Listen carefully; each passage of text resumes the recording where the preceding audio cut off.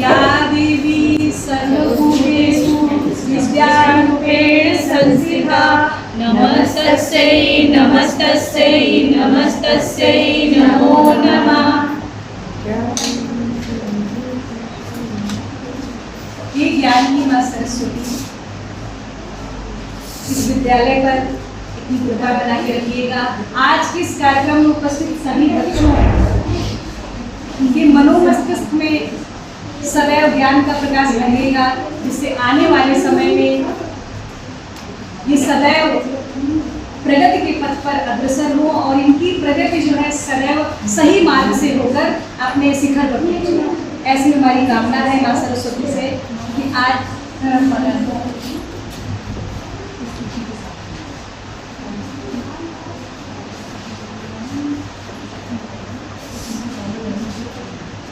आप लोग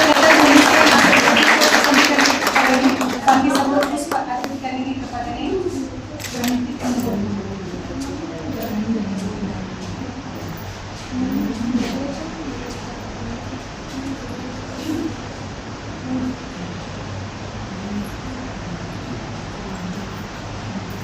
एक छोटा सा दीपक अंधकार में भी आशा की किरण जगाता है और अग्नि और जल इन्हें साक्षी माना जाता है किसी भी पूजन में। तो माँ सरस्वती के सामने जलता हुआ ये जो दीप है ये सदैव आप सबके मन में आशा की ज्योत जलाए, ऐसी यहाँ उपस्थित सभी जनों की आपके लिए कामना है, क्योंकि आप आने वाले समय में हमारे देश का भविष्य हो। और माँ सरस्वती तो बहुत ही जल्दी प्रसन्न होने वाली देवी है। आप 1 घंटे पढ़े प्रसाद मिल जाएगा, वो याद हो जाएगा, और जो याद हो गया वो आपका प्रसाद हो गया। तो हमें तो लगता है कि माँ सरस्वती से जल्दी कोई प्रसन्न नहीं होता है, मतलब उनसे जल्दी कोई नहीं हो सकता, सबसे जल्दी वही प्रसन्न होता है।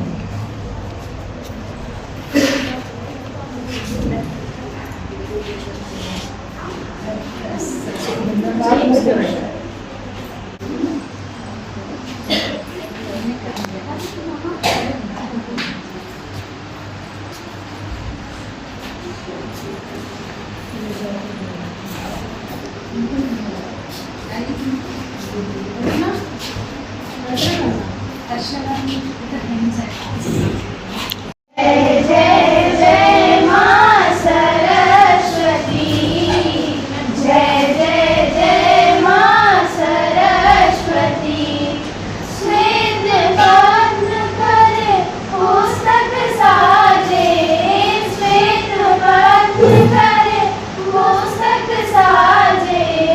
वीणा वादनी हंस विराजे, वीणा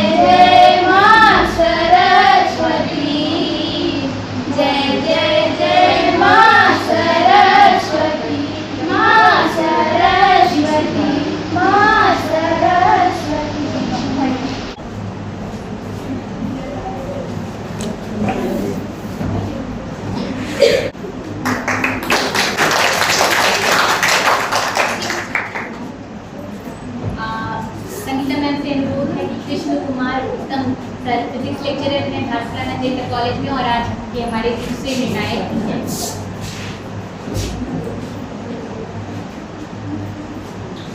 आगे जाइए। प्रज्ञा मैम से अनुरोध है कि आज की जो हमारी धनाचार्य मैडम हैं उनका भी स्वागत करिए इस कार्यक्रम में। ललिता मैडम का भी स्वागत करिए।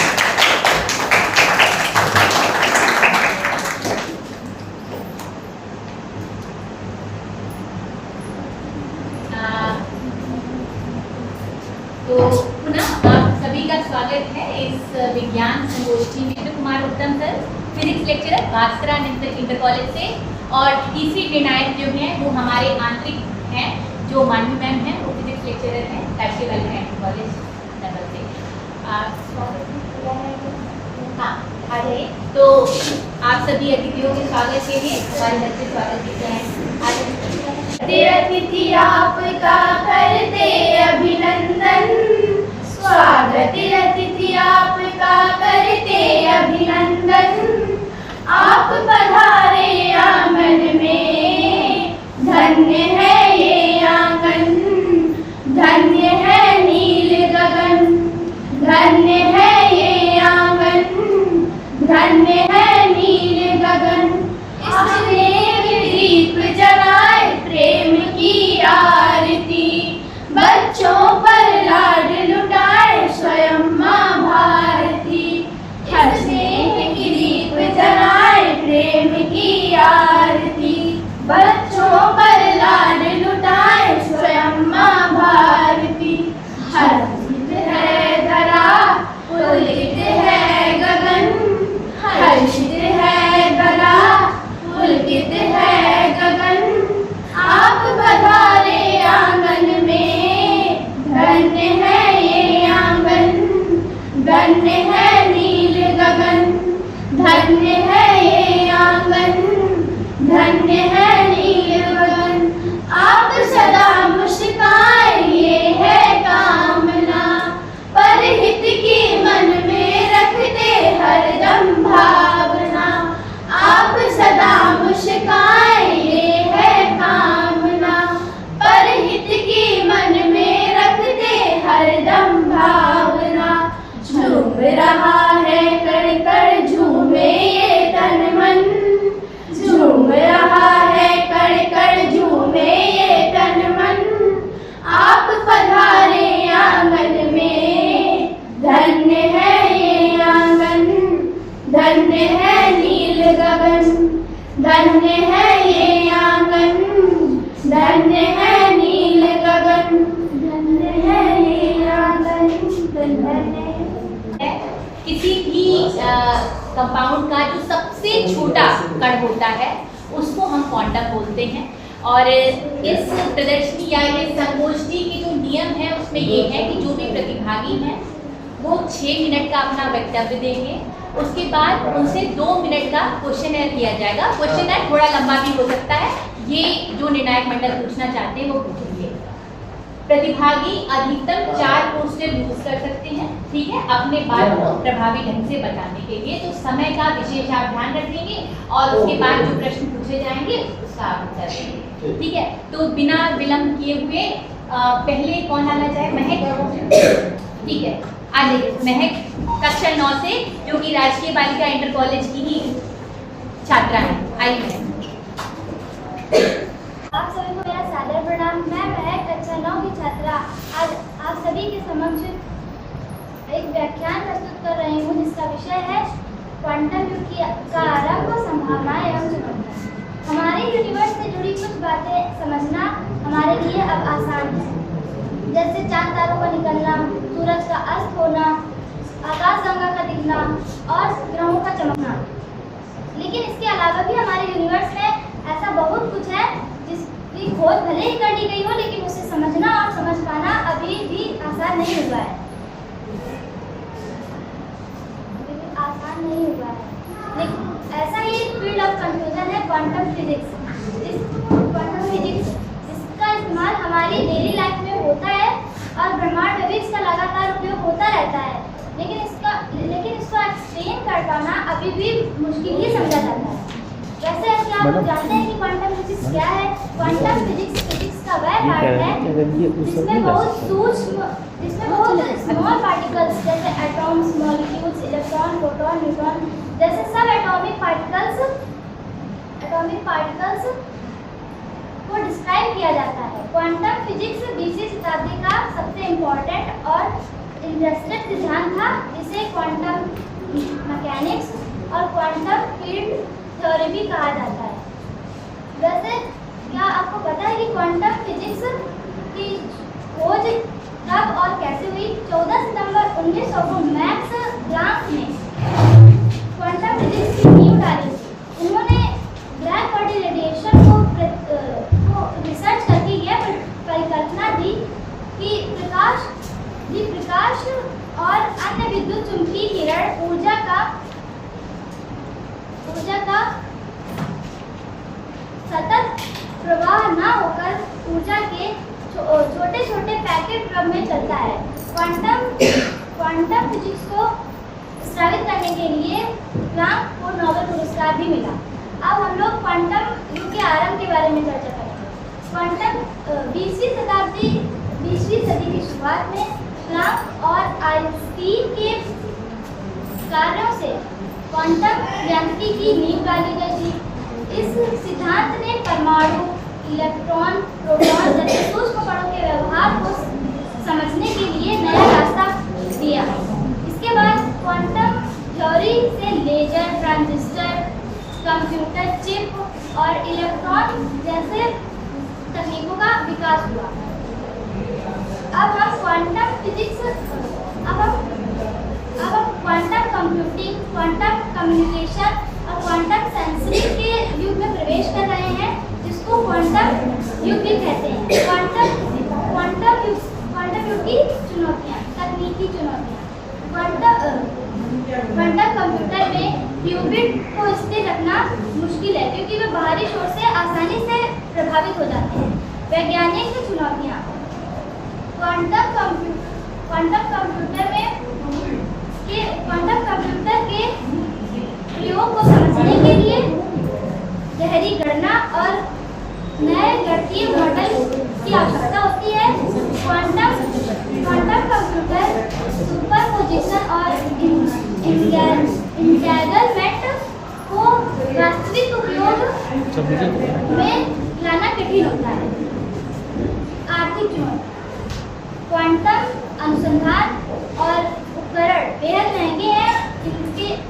इनके प्रयोग के लिए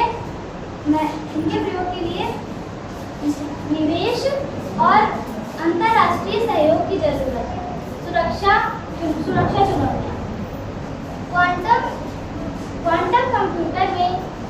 कंप्यूटर भविष्य में वर्तमान इंक्रिप्शन सिस्टम को तोड़ सकते हैं,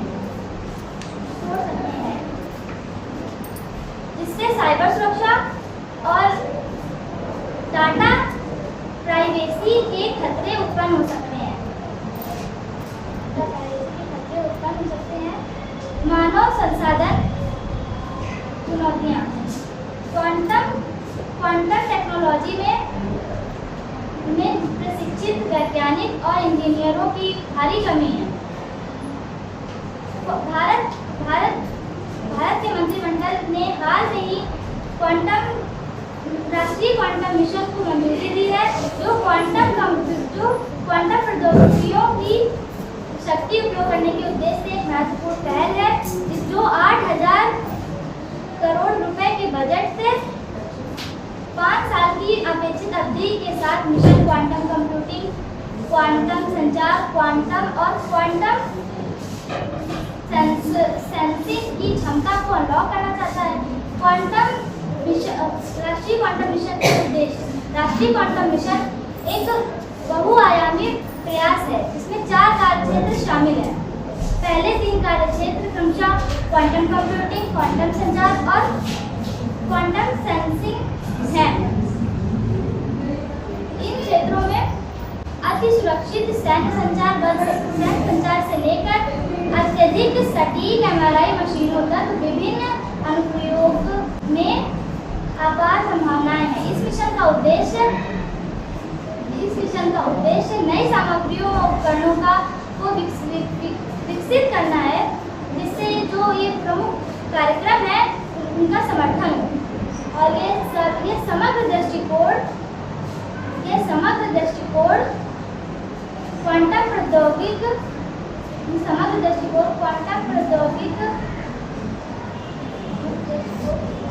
30 सेकंड सेशन। हाँ बोलिए। क्वांटम प्रौद्योगिकी में प्रगति की सुविधा को प्रदान करेगा और भारत को इस क्षेत्र में एक वैश्विक नेतृत्व के रूप में स्थापित करेगा। अब हम इसको संक्षेप में बोले तो क्वांटम युग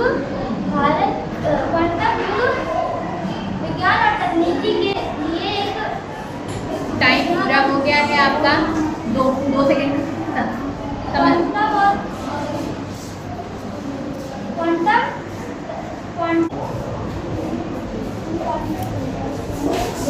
भारत का शहर है जिसमें औद्योगिक और वैज्ञानिक रिसर्च डेवलपमेंट को बढ़ावा दिया।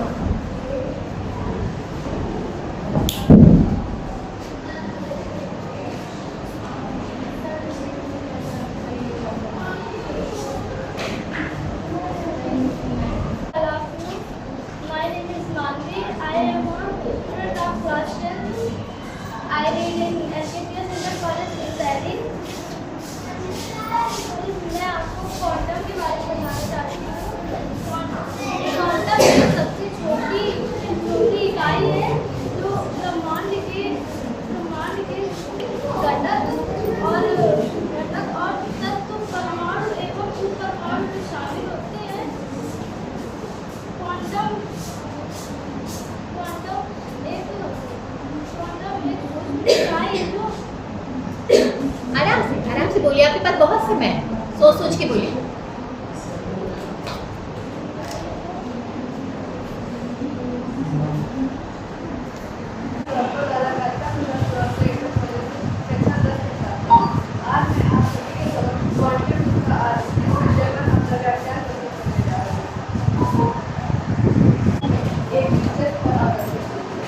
क्वांटम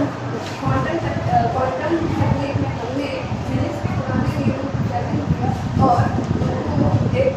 और एक अनदेखी दुनिया में गहराई से जाकर क्वांटम साइंस के उपयोग क्वांटम साइंस के सामने फिजिक्स के पुराने नियम जिनके आधार पर हम अभी तक प्रकृति को समझते आए हैं वो बहुत ही छोटे और समझ क्वांटम तकनीक ने हमारे वैज्ञानिक तरीकों को पूरी तरीके से बदल दिया है और तकनीकी विकास के क्षेत्र में एक महत्वपूर्ण भूमिका निभाई। इस अनोखी यात्रा में साल 2024 यूनाइटेड स्टेट्स ने वर्ष 2025 को quantum science and technical era का इंटरनेशनल ईयर घोषित किया था। इसी वर्ष जैसा कि हम सब जानते हैं कि हम रोज़मर्रा के कार्यों के लिए क्लासिकल कंप्यूटर का ही यूज करते हैं, परंतु कुछ ऐसे मुद्दे होते हैं जिनको हल करने में क्लासिकल कंप्यूटर काफ़ी समय लगा देते हैं। इसलिए क्वांटम कंप्यूटर्स का यूज़ बहुत ही सहज होता है। क्वांटम कंप्यूटर हाल ही में गूगल द्वारा एक चिप लॉन्च की गई जिसने एक ऐसी कैलकुलेशन को बड़ी ही आसानी से सॉल्व कर दिया जिसको करने में क्वांटम कंप्यूटर्स जिसको हल करने में क्लासिकल कंप्यूटर्स वर्षों का समय लगा सकते हैं। इस चिप का नाम बिलो था। वर्ष 2025 एक ऐतिहासिक वर्ष भी है। इसी साल हम वर्नर हाइजेनबर्ग द्वारा प्रकाशित एक रिसर्च पेपर की 100वीं वर्षगांठ मना रहे हैं जिस पर उन्होंने क्वांटम यांत्रिकी और उपपरमाणु सिद्धांत प्रस्तावित किया था, जिसमें उन्हें नोबेल पुरस्कार भी मिला था। इसमें उन्होंने क्वांटम यांत्रिकी के बारे में विस्तार से वर्णन किया था। अतः हम कह सकते हैं कि वर्नर हाइजेनबर्ग ने क्वांटम यांत्रिकी के युग में एक बड़ा ही योगदान दिया है। भारत सरकार ने 5 वर्ष के क्वांटम भारत सरकार ने 5 वर्ष के क्वांटम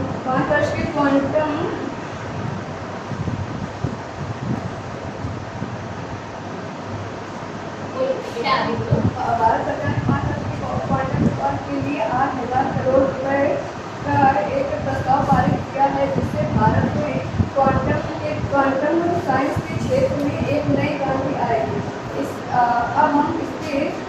हानियों के बारे में बात करेंगे। क्वांटम में गणनाओं को तेजी क्वांटम कंप्यूटर गणनाओं को तेजी से करने के लिए एक कॉम्प्लेक्स चिप लगाई जाती है जो बहुत ही सेंसिटिव होती है। इसके लिए कूल इन्वायरमेंट की आवश्यकता होती है।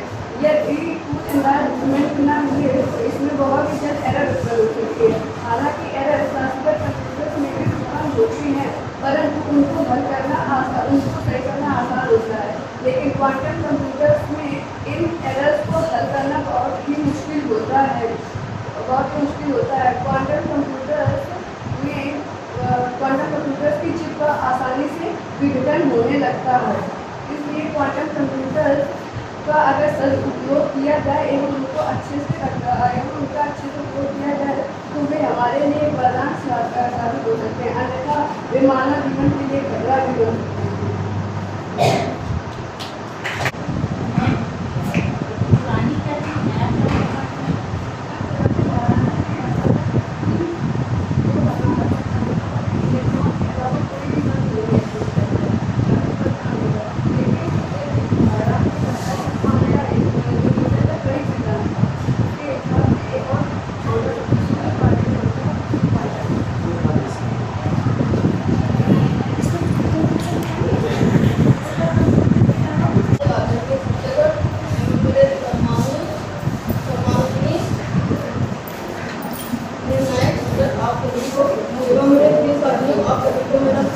मेरा नाम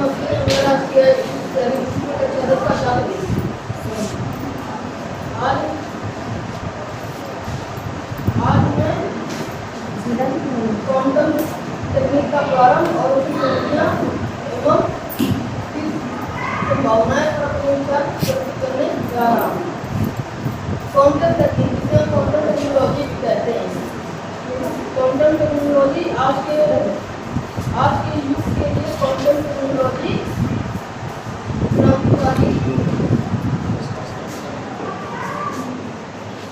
आज के युग के लिए सबसे क्रांतिकारी खोजों में से एक है।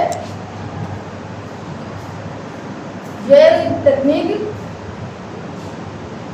क्वांटम भौतिकी के सिद्धांतों पर आधारित है, जो परमाणु और इलेक्ट्रॉनों जैसे सूक्ष्म कणों को समझने, व्यवहारिक रूप से समझने में हमारी मदद करता है।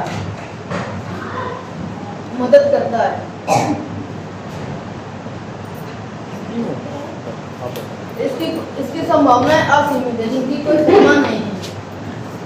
इसका प्रयोग हम चिकित्सा के रूप में भी कर सकते हैं, चिकित्सा के क्षेत्र में भी कर सकते हैं। चिकित्सा के क्षेत्र में जैसे नई दवाइयों का खोज करना और गंभीर बीमारियों का सटीक निदान करना, और इसका प्रयोग हम अनुसंधान में भी किया जा सकता है, जैसे मौसम की सटीक जानकारी। जैसे आज के समय में हम कहते हैं कि बारिश होने की संभावना है, आने वाले समय में हम ये कह सकेंगे कि आज बारिश होगी। और इसका प्रयोग सुरक्षा एवं संचार में भी किया जा सकता है, जैसे कि इस टेक्निक से हम ऐसा एक नेटवर्क बनाए जिसे हैक कर पाना लगभग नामुमकिन है। और हम इसका प्रयोग कंप्यूटर में भी किया जा सकता है। जैसे आज के जो सुपर कंप्यूटर्स हैं वो जिस जटिल गणना करने में 1 या 2 घंटे का समय लेते हैं, वही सुपर कंप्यूटर्स उसी जटिल गणना को करने में काफी कम समय में अधिक आसानी से कर सकते हैं। इसकी संभावनाएं असीमित हैं, तो इसकी चुनौतियां भी उतनी ही गंभीर होंगी। जैसे ये तकनीक बहुत महंगी है। इस तकनीक पर काम करने वाले प्रशिक्षित वैज्ञानिक और इंजीनियरों की कमी है। इस तकनीक को चलाने के लिए हमें विशेष वातावरण की आवश्यकता है, जैसे अत्यधिक ठंडा तापमान। और इस तकनीक की सबसे बड़ी चुनौती है इस तकनीक का गलत उपयोग। इस तकनीक का गलत उपयोग विश्व के लिए खतरा भी बन सकता है। इन सब बातों को ध्यान में रखते हुए यह निष्कर्ष निकलता है कि इसका प्रयोग इस क्वांटम तकनीक वह तकनीक वह पूंजी है, क्वांटम तकनीक वह भविष्य की वह पूंजी है जो हमारे देश की दशा को बदला जा सकता, जिससे हमारी देश की दशा को बदला जा सकता है, देश की दशा को बदला जा सकता है। और इसका प्रयोग भी होने लगा है, जैसे कि माइक्रोसॉफ्ट ने मेलाना 1 कंप्यूटर बनाया है और हमारे भारत ने भी अप्रैल 2025 में 24 क्वांटम कंप्यूटर बनाया है। एक 25 क्वांटम कंप्यूटर भारत ने भी बना लिया है। इसकी शुरुआत भारत में भी हो चुकी है। अतः हम इसका प्रयोग सावधानी से करें और इसका प्रयोग मानव कल्याण हेतु करें।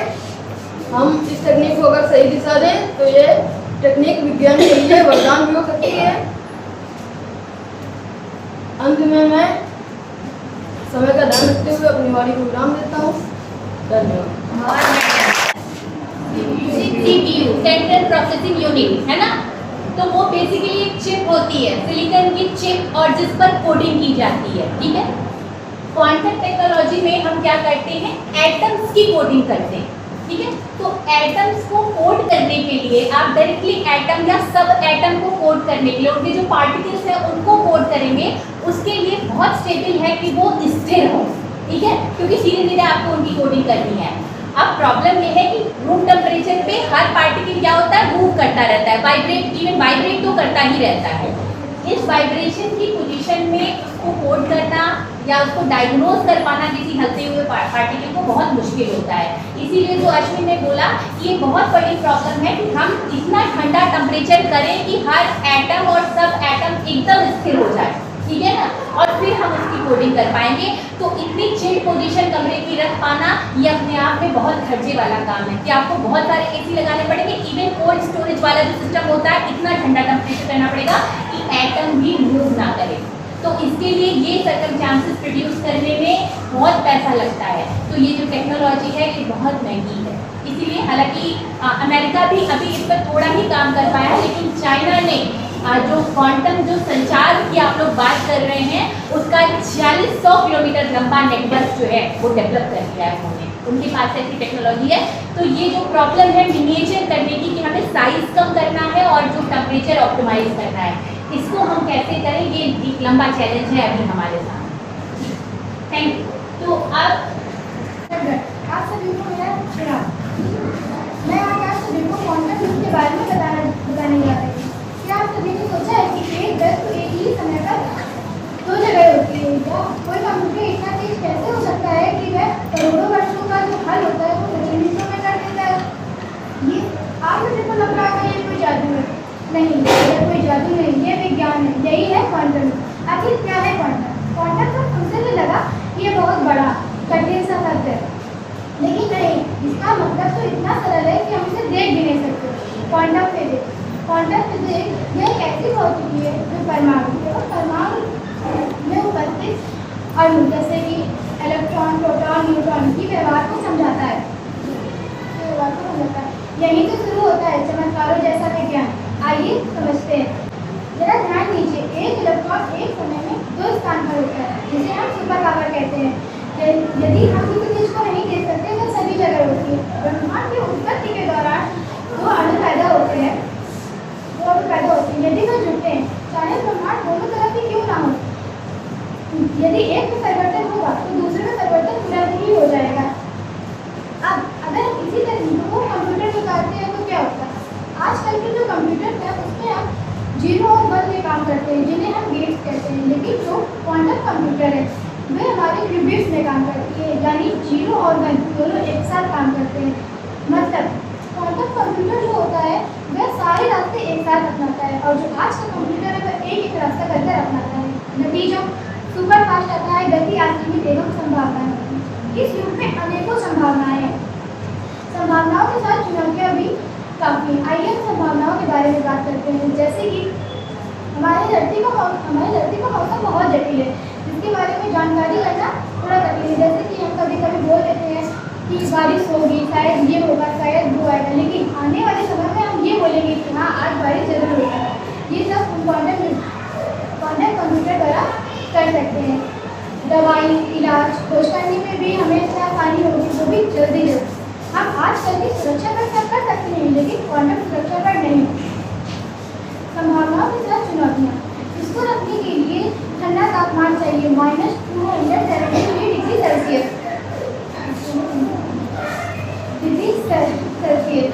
और इसको बनाने में करोड़ों का खर्चा आता है, जिससे ये बहुत काफ़ी इन्फेक्शन और ये काफ़ी सेंसिटिव है। ये इतनी अच्छी तकनीक है, अगर ये बुरे हाथों में जाती है तो हमें इससे काफ़ी लॉस हो सकता है। यानी अगर जैसे कि दो अणु हैं, यदि एक अणु हमारा ब्रह्मांड की दूसरी ओर और एक अणु दूसरी ओर है, यदि एक को हैक किया जाता है तो हम वो दूसरी ओर वाला उसे बदल सकते हैं, जिससे हम साइबर क्राइम को भी कम कर सकते हैं। तो साथियों, तकनीक कोई दर्द नहीं है, ये एक औजार है। इस बात का तात्पर्य इस रूप से हम उसे किस प्रकार प्रयोग कर रहे हैं। यदि हम उसे गलत प्रकार से प्रयोग कर रहे हैं तो वह एक दर्द, और यदि हम उसे सही ढंग से प्रयोग करते हैं तो वह एक हमारे लिए औजार बन जाती है। शायद आने वाले समय में क्वांटम लैब टाइम मशीन बने और शायद आने वाले समय में क्वांटम वैज्ञानिक आप, मैं ही क्यों ना आइए हम विज्ञान को समझें और उससे सवाल पूछें और अनेकों बातों को जानें, जिससे हमारे जो क्राइम है उसे भी कम किया जा सकता है। क्वांटम तकनीक जिसे उसे कम किया जा सकता है और अपने भविष्य को तैयार करें। संभावनाएं मानवता के लिए, खुद के लिए और देश के लिए। धन्यवाद। और स्टेबल क्वांटम कंप्यूटर अभी हमारे लिए इतना स्टेबल नहीं है, यानी इतना सुरक्षित नहीं कि हम उससे पूरी विश्वास कर सकते हैं, उसे जल्दी से हैक किया जा सकता है। ये मशीन काफ़ी कॉस्टली है, काफ़ी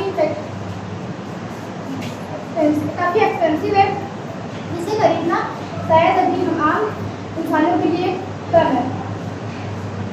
हमें अभी इसके लिए एक्सपर्ट्स चाहिए, क्योंकि अभी इसके बारे में जो सर्चें हुई है वो काफ़ी कम है। हमें इसके लिए उच्च तापमान की ज़रूरत है और ऐसी भी जैसे कि इस पर हीट और नॉइज़ आ जाए। अगर इसके जो कॉलेज कंप्यूटर है, अगर इस पर हीट और नॉइज़ आती है तो अपना सारा डाटा डिलीट कर सकती है। अब संभावनाएं, जैसे कि जो कॉलेज कंप्यूटर है ये हजारों वर्ष का जो सवाल है वो कुछ ही सेकंडों में कर देता है, जिससे हमें काफ़ी आसानी होती है। यहाँ पे मैंने बताया है कि जैसे कि अर्थ भी कहने वाले थे, जो क्वांटम कंप्यूटर आएंगे उनसे हमें आसानी से पता चल जाएगा हाँ अर्थ भी आने वाला है। समरीन कहाँ है, जैसे कि अभी हम लोग ऐसा नहीं जान पाते किधर जा रही समरीन, वैसे हम जान सकते हैं। ब्रेन की स्कैनिंग कर सकते हैं, अंडर पूरी बॉडी की स्कैनिंग आसानी से कर सकते हैं।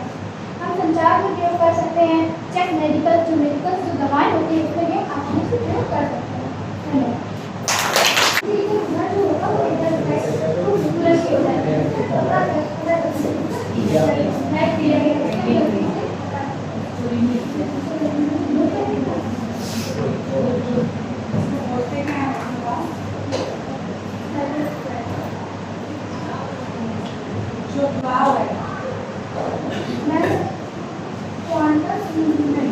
इंटेंगलमेंट, ये प्रोनाउंसिएशन सबसे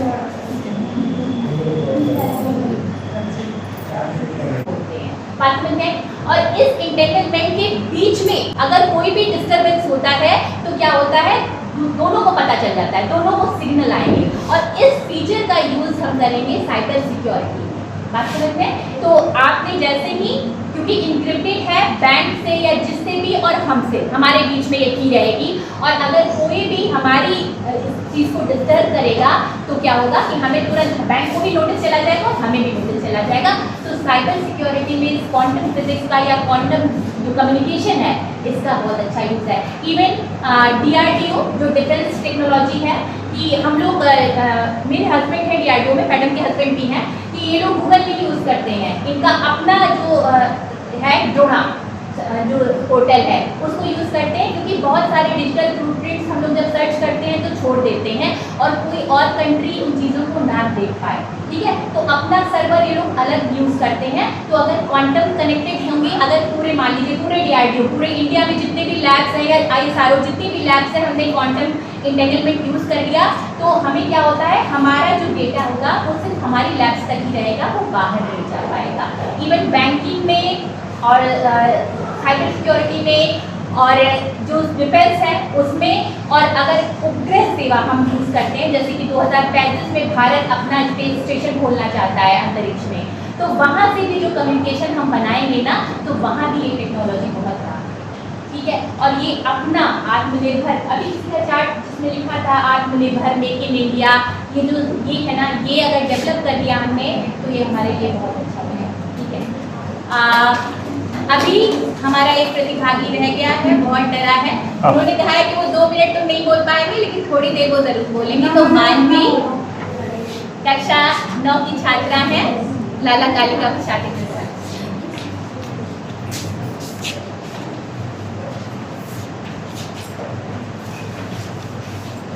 My name is Manvi. I am a student of class 9. I read in College Design. मैं आपको क्वांटम के बारे में बताना चाहती हूँ। क्वांटम भौतिक की एक बहुत छोटी इकाई है जो ब्रह्मांड के घटकों में शामिल है। वो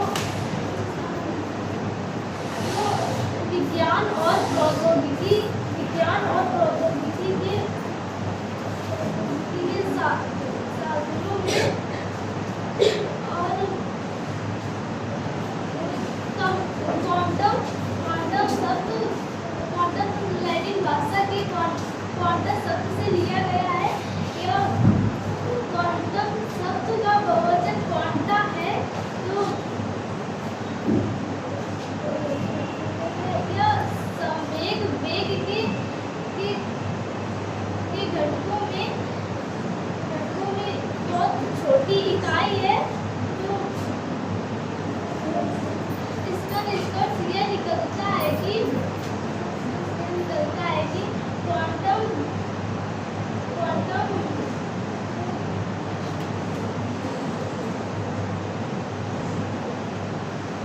तो बाकी बच्चे अपनी क्लास में जाएंगे और प्रतिभागी बच्चे जो हैं वो यहाँ बैठेंगे, तो उनका अब ये पेपर, ठीक है, वो पेपर देंगे, उसके बाद आपका निर्णय आपके पास है।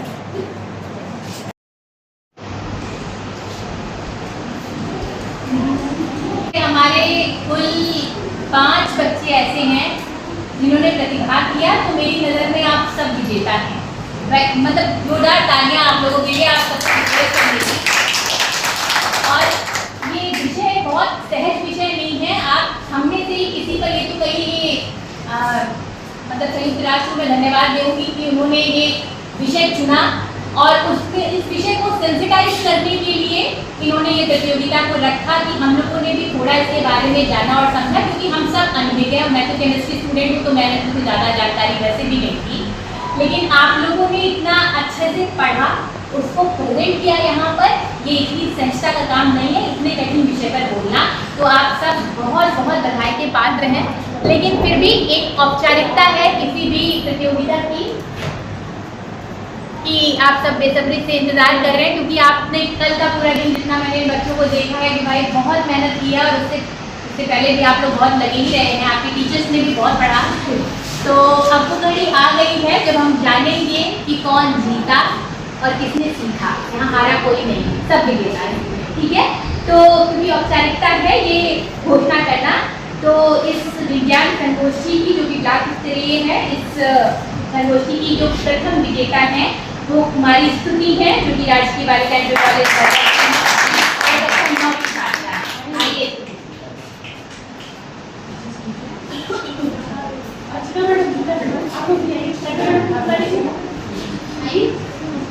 सामने दिखिए।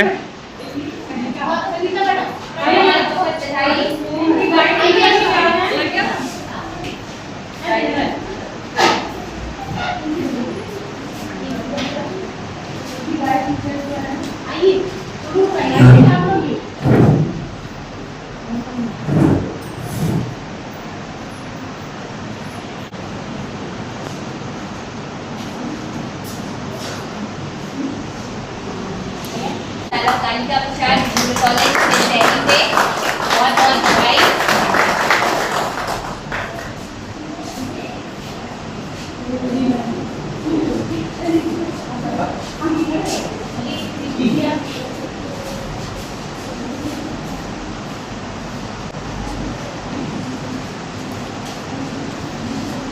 ये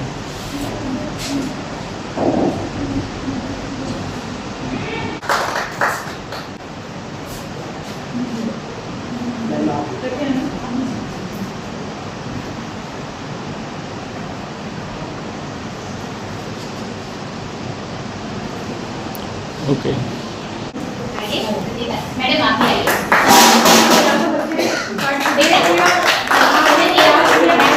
मैडम की फोटो खींच लेना मैडम के फोन से।